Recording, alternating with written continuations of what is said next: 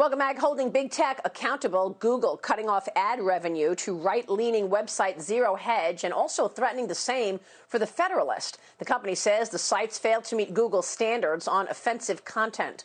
Missouri Senator Josh Hawley introducing legislation, meanwhile, that would remove immunity from big tech holding companies like Google, accountable for censoring different political viewpoints. We have heard from the Department of Justice as well. Joining me right now is Texas Senator, Senate Foreign Relations and Senate Judiciary Committee member Ted Cruz. Senator, it's great to see you this morning. Thank you so much for being with me.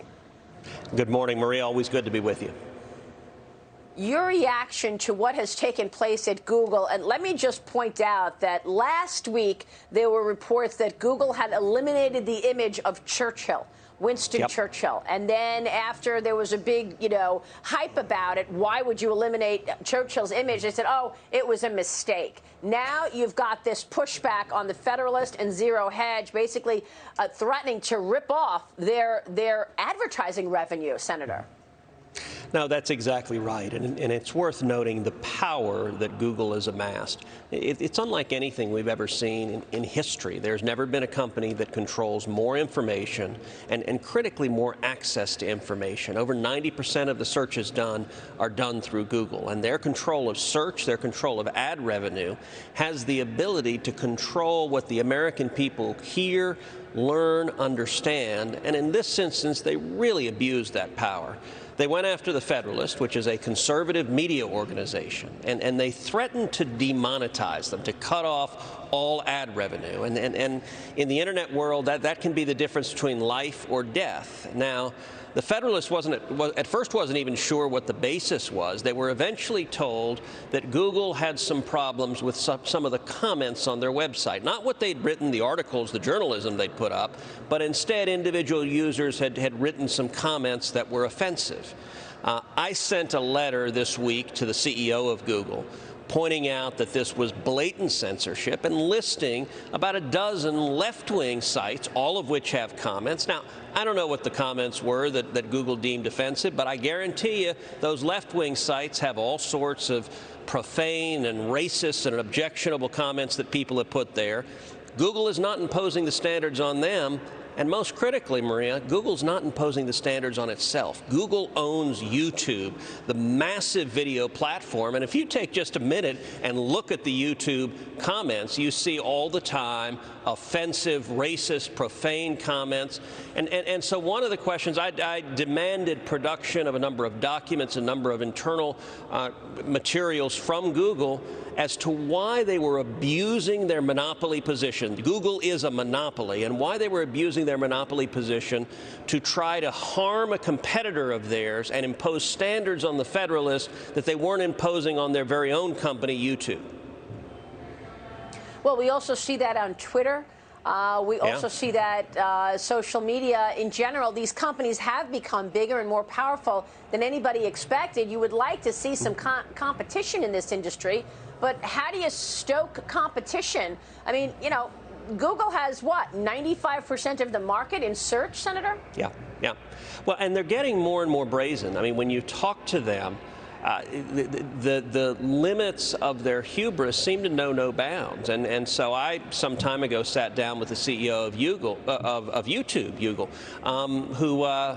who described how they had demonetized Steven Crowder, who's a conservative comedian.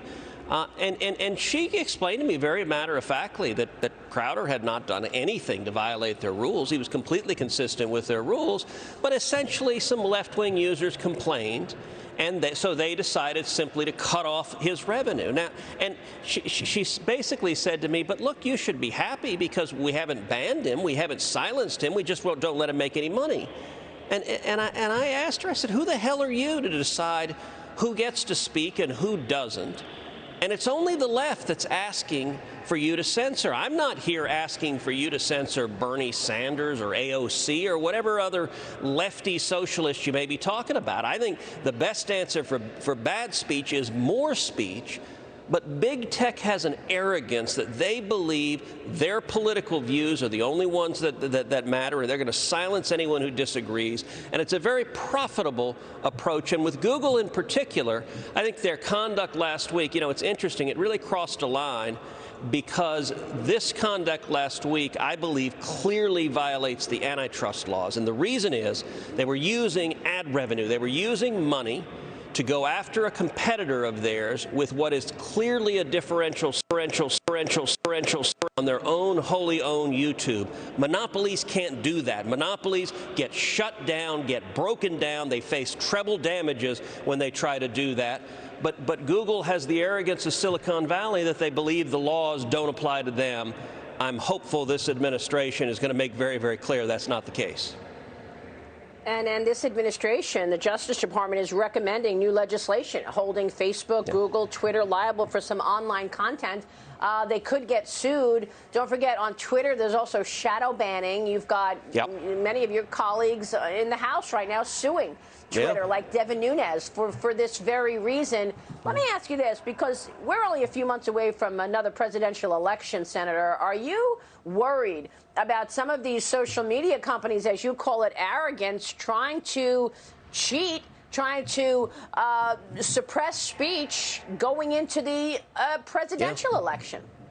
Yeah, look, big tech is angry that Donald Trump got elected, and they're angry at themselves for letting him get elected. And I believe big tech is resolved. They won't let it happen again. They're going to do everything they can to try to silence any speech that they don't like. And they're brazen about it. They've discovered that they can do it without major consequences, at least to date.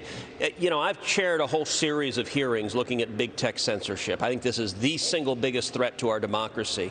In one of those hearings, we heard testimony from an academic named Dr. Robert Epstein, who's done the only empirical study of Google searches. He found in the last election in 2016 that Google's manipulated, misleading searches shifted upwards of 2.6 million votes to Hillary Clinton. And the interesting thing about Dr. Epstein, he's not a Republican. He's not a conservative. He is a liberal Democrat who supported and voted for Hillary Clinton.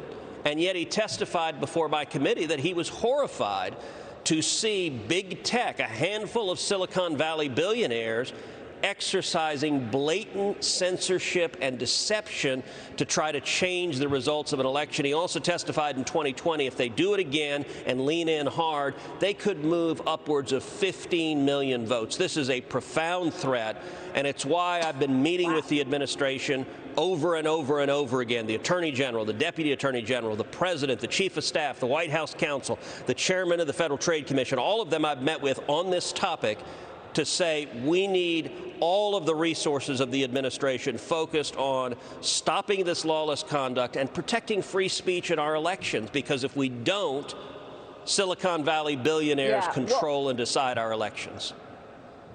Well, this new legislation coming out of the DOJ that they're proposing is targeting Section 230, as you know, a decades-old portion of the law that spares social media companies from being held liable for their content, their posts, photos, videos uploaded to their sites. That's because there was a thinking that they were the platform. They were the platform for lots of different ideas. But what we're seeing is they're more than just a platform. They're deciding what should be on that platform. And in many cases, it's liberal content versus conservative content. No, that's right. And I'll tell you, big tech made a change within the last few years. In one of the hearings I chaired, we pulled up an internal Google presentation. It was a PowerPoint, about 50 pages long. It was entitled The Good Censor. That's what they called it, The Good Censor. In it, it contrasted between what they called the old way of doing the internet here in the United States, the laissez-faire free speech model, let people speak, have their rights. They contrasted that with the new, and this is what they called it, the European-style censorship model. And the companies that Google identified as engaged in the new European-style censorship model were Google, YouTube, Facebook, and Twitter. And so this is not accidental. They've made a decision to change, and they've done it because they believe they have the power, and no one will hold them to account. I think we've got a responsibility to hold them to account.